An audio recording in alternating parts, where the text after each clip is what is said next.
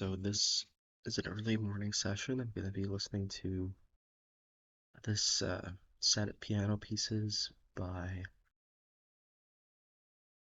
Rasgado. And yeah, if you look at the score, it's kind of in a similar style to his wind quintet, which was the last piece of his wind quintet. It's called Seis, Gestos, Sobre, Cuartas. Let me get a translation real quick. Six gestures on the fourths, maybe. Um, from 1989, dedicated to Luca Ciantore, who is a pianist, I'm assuming. Luca Ciantore is an Italian pianist and musicologist based in California. PhD in musicology from University Autónoma de Barcelona. Studies piano technique and interpretation of the music of Beethoven. Okay, born 1966 in Milan. And yeah, this is what the first piece looks like. Second piece, this is very much inspired by Franco Donatelli's music, who Rasgado studied with. And fifth piece, and the sixth piece.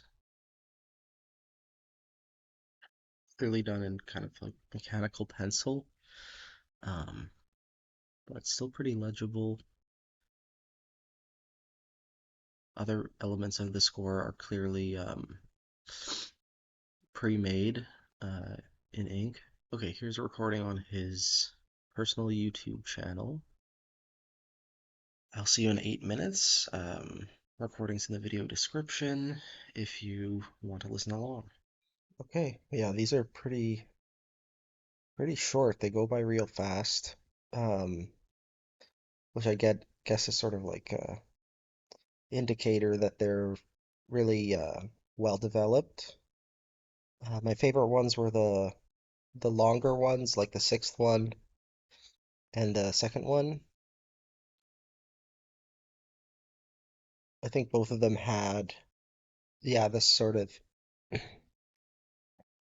contrast between these clustery chords and a melodic line. The second one even has a third idea, which is the high accented note. So the ones that have a little bit more layers to them, I find more interesting. Other ones like number one and yeah, number three especially, there's more like it's just like a juxtaposition of a couple of ideas. Four is kind of fun too. This is like a really interesting sound. The chords that are slowly descending, a lot of them just repeated with one note changed. There's this sort of like melting idea. That's definitely something worth stealing.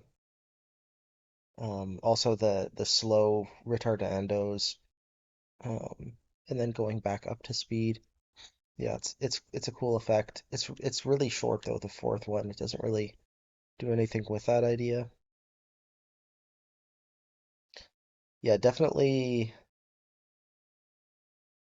the two-page ones are more interesting, and I would have liked to see some of these developed further, like I think they have a lot of potential to be worked into larger pieces of music.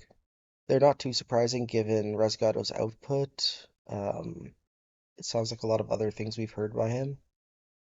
This might be the first like solo piece of his that we've heard. Yeah, that's that one. Tomorrow we're going to be looking at some Lawrence Crane, one of his piano pieces from 1989, I would assume. And we're just going to keep working backwards into time.